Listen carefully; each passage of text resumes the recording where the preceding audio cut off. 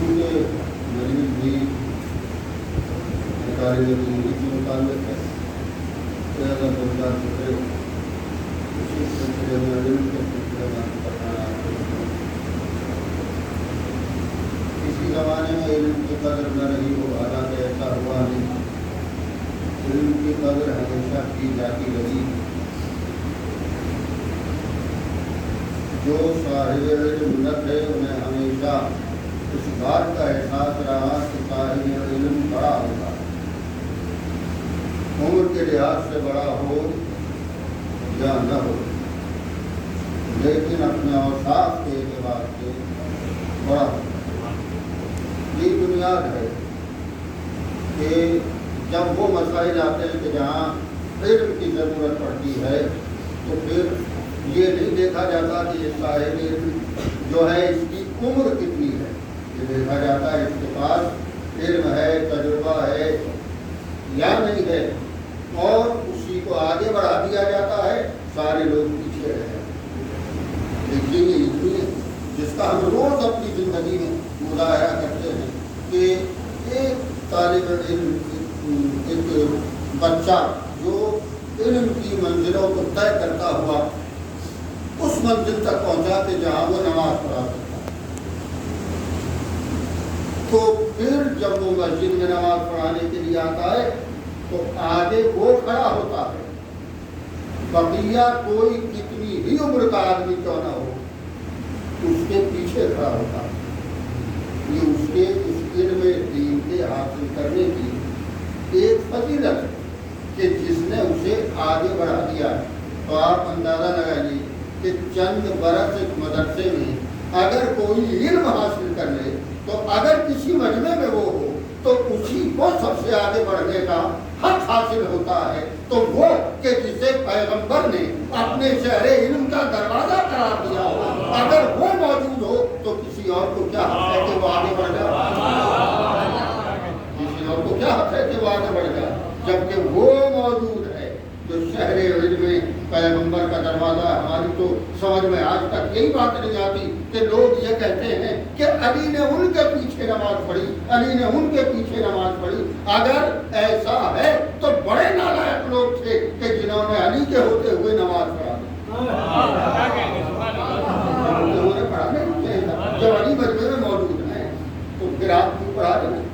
وہ صاحب علم موجود ہے، بابے شہر علم میں پیغمبر موجود ہے، آپ کیوں آگے بڑھ رہے ہیں؟ طریقہ تو یہی ہے کہ جو صاحب علم ہوتا ہے آگے اسے بڑھائے گا۔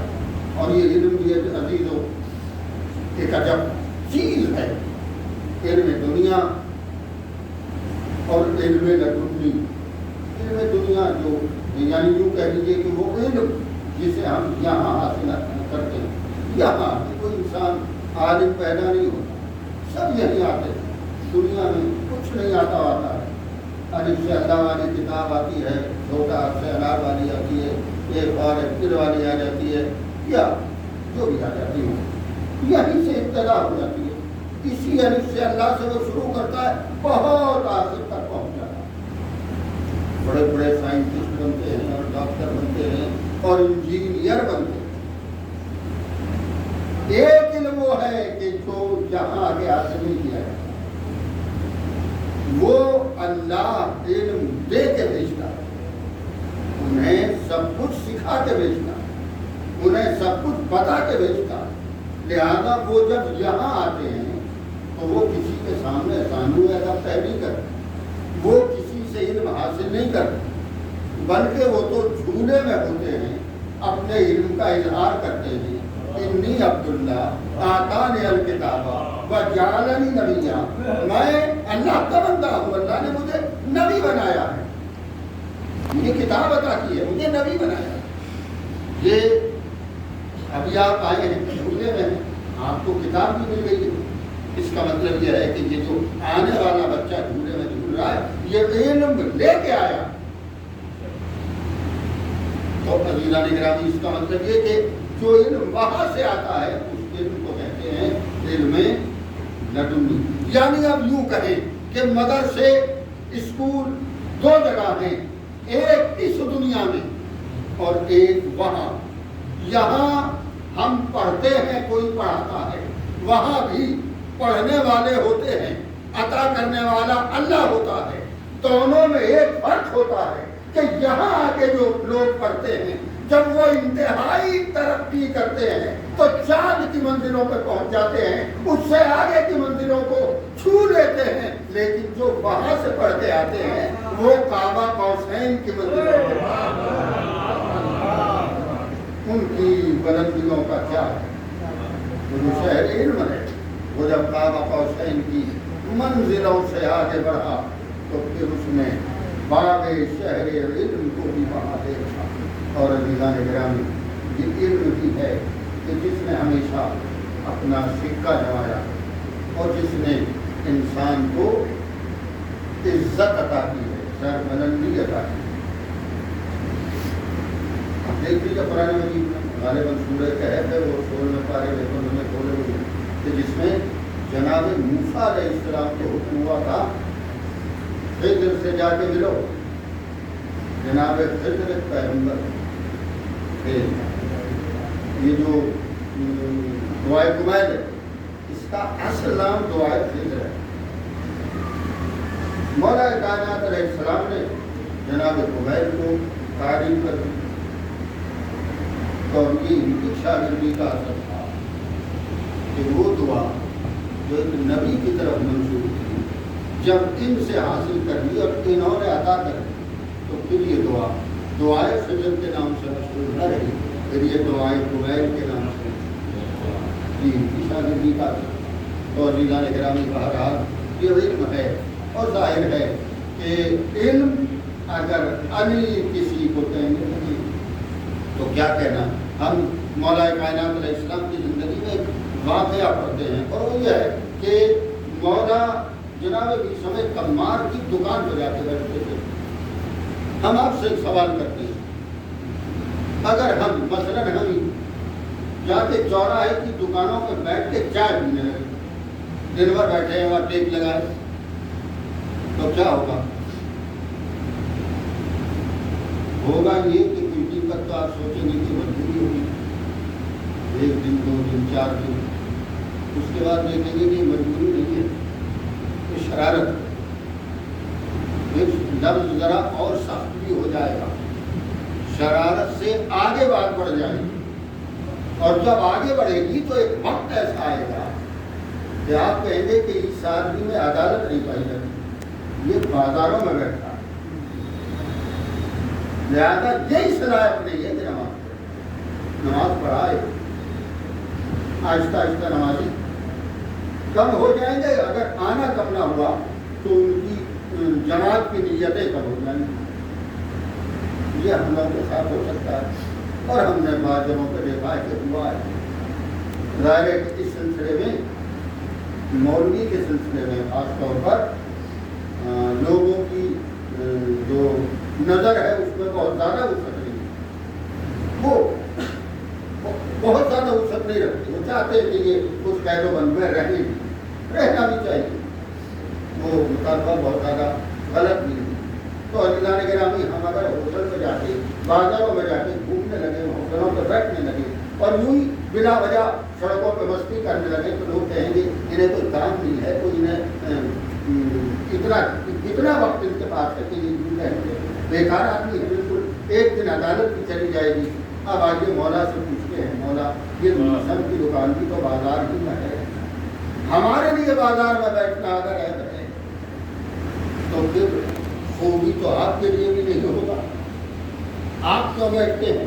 مگر علی بیٹھتے ہیں، لہذا بڑے سوچ سمجھ کے پوچھنے کی ضرورت ہے۔ علی کی زندگی میں ظاہر نہ ہوا کہ علی کیوں بیٹھتے ہیں میسم کی دکان پر، علی کیوں بیٹھتے ہیں میسم کی دکان پر، یہ تب ظاہر ہوا جب میسم کو گرفتار کر کے سولی پر لٹکایا۔ تو ظاہر کیسے ہوا؟ یہاں میسم نے ایک جملہ کہا، کوفے والوں آؤ، آج میں وہ حدیث سے بیان کروں گا جو علی نے مجھ سے بیان کی۔ تو یہ جو علی جا کے بیٹھتے تھے یوں ہی نہیں بیٹھتے تھے، حدیث سے بیان کرتے تھے، یعنی علم تقسیم فرماتے تھے، علم عطا کرتے تھے میسم۔ نتیجہ اس کا یہ نکلا کہ میسم کے اتنے سے اعلان کے بعد جو کوفے کا مجمع اکٹھا ہوا، اس نے حاکم وقت کے چہرے پر شکن نمودار کر دی اور اس نے حکم دیا ان کی زبان کو کاٹ دیا جائے۔ میسم کی زبان کٹ گئی، لیکن جو حدیثیں ان کو بیان کرنا تھی وہ کر گئے، اور علی نے جس کام کے لیے محنت کی تھی وہ بات وہ نتیجہ نکل آیا، اور وہ چیز جو علی پہنچانا چاہتے تھے وہ میسم کی زبان سے پہنچ گئی۔ عزیزان گرامی، بس یہی میسم ہے جو علی کے شاگرد ہیں، جا رہے ہیں ایک دن بازار میں، سامنے سے حبیب ابن مظاہر آ رہے ہیں، دونوں صاحب علم ہیں۔ یہ ایک مرتبہ حبیب کو دیکھ کے کہتے ہیں سلام ہو میرا اس شخص پر جس کی داڑھی خون سے خضاب ہوگی۔ یہ خبر شہادت ہے، میسم دے رہے ہیں۔ حبیب نے پلٹ کے جواب دیا سلام ہو میرا اس شخص پر جس کو کھجور کے درخت پر سولی دی جائے گی۔ میسم نے سوچا بھی نہیں کہ اس طرح بھی جواب آ سکتا ہے، لہذا تڑپ نے کہا میں نے تو یہ سیکھا تھا اپنے مولا علی سے، تم نے کس سے سیکھا؟ تمہیں کس نے بتایا؟ تمہیں کس نے پڑھایا؟ آواز دی مصدر ایک ہی ہے، جہاں سے علم نکلا ہے جگہ ایک ہی ہے، فرق اتنا ہے تم نے باپ سے حاصل کیا ہے، میں نے بیٹے سے۔ فرق کچھ نہیں ہے، تمہیں علی نے تعلیم کیا ہے، مجھے حسین نے تعلیم کیا ہے، مجھے علم حسین نے دیا ہے۔ تو جس کو علی نے تعلیم دی تھی وہ کوفے میں سولی پر چڑھا دیا گیا، وقت آخر تک جب تک اس کی زبان ساتھ دیتی رہی وہ علی علی کے نعرے لگاتا رہا، اور وہ جسے حسین نے پڑھایا تھا جب اس کے سامنے حسین کا خط پہنچا تو کھانا کھا رہے تھے اور کسی نے دروازے پہ داخل بات کیا، انہوں نے پوچھا کون ہے؟ آواز دی میں حسین کا قاصد ہوں، حسین کا خط لے کے آیا ہوں۔ تو ایک مرتبہ خاموش ہو گئے، کھانا کھاتے رہے، بیوی نے پوچھا کون ہے؟ کیوں آپ نہیں جاتے؟ کہ یہ حسین کا قاصد ہے، خط لایا ہے۔ تو جائیے خط لیجیے، نواز سے پیغمبر ہے۔ ایک مرتبہ اٹھ کے گئے، خط لے کے آئے، آنکھوں سے لگایا، چھوا، خط تو کھولا، لکھا ہے یہ خط ہے حسین ابن علی کی طرف سے، مرد فقیر حبیب ابن مظاہر کی طرف۔ تمہیں معلوم ہے حبیب کہ آج ہمارا کیا حال ہے، ہمیں دشمنوں نے گھیر لیا ہے، ہمیں مدد کی ضرورت ہے، حبیب ہماری مدد کرنے کے لیے آؤ۔ حبیب نے خط کو تہ دیا، جیل میں رکھا۔ بیوی نے پوچھ لیا کیا معاملہ ہے؟ بڑے خاموش ہو گئے، خط جیل میں رکھ دیا، آواز دی مدد کے لیے بلایا، دشمنوں نے گھیر گئے ہیں، کہا تو پھر تیاری کرو، پھر ایسے کیوں بیٹھے ہو؟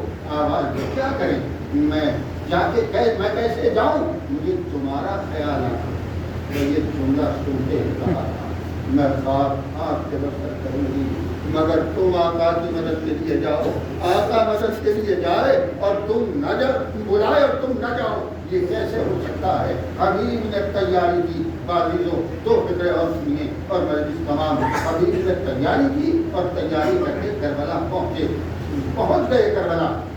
جب خیمے میں خبر پہنچی، اور خبر کس طرح پہنچی، جب حبیب پہنچے تو اصحاب حسینی میں خوشی کی وجہ سے ایک شور برپا ہو، اس لیے کہ حسین کا ایک مددگار ہے۔ آپ سمجھ رہے ہیں حسین کے لیے ایک مددگار کی کتنی اہمیت ہے؟ ایک مددگار آ گیا، خوشی کا شور برپا ہوا، آواز خیموں کو پہنچی۔ زینب نے فضا سے کہا جاؤ ذرا دیکھو تو آخر بات کیا ہے، یہ شور کیسا ہے؟ آگے فضا نے پتہ لگایا یہ شور کیسا ہے، جواب ملا حسین کا بچپنے کا دوست حبیب مدد کرنے کے لیے آیا ہے۔ ایک مرتبہ گئی بیوی، آقا کا بچپنے کا دوست آیا ہے، مدد کرنے کے لیے آیا ہے۔ بس جیسے ہی حبیب کا نام سنا، مدد کا تذکرہ سنا، آواز دی فضا جاؤ حبیب کو میرا سلام کہہ دو۔ ایک مرتبہ فضا چلی، آگے کا حبیب مبارک ہو علی کی بیٹی نے، فاطمہ کی لرزے جگر نے، نبی کی نوازی نے تمہیں سلام کہلایا، اتنا سننا تھا، اب آقا بھیج دیا۔ ارے کیسا وقت آ گیا، اب شہزادیاں غلاموں کو سلام کہلا رہی ہیں، میں جہاز جو یہاں یہ ہے مگر ہائے کل کو جب کوفہ ہوگا، شام ہوگا، یہی زینب ہوگی جس کے سر پہ چادر نہ ہو۔ جزاک اللہ خیر الجزا۔ بس عزیزو، میں نے اپنی تربیت سنی، دو فکرے اور اس کے بعد مجلس تمام ایک منظر اور سنی۔ حبیب ہے، ابھی ایک لاشا آیا، کس کا لاشا؟ بوڑھے مسلم ابن اوسجا۔ معلوم ہے مسلم ابن اوسجا کی کیفیت کیا تھی؟ مسلم ابن اوسجا کی کیفیت کہ کمر جھک گئی، آنکھوں کی پلکیں تک سفید ہو گئی، ہمیں آنکھوں پہ لٹک آئی۔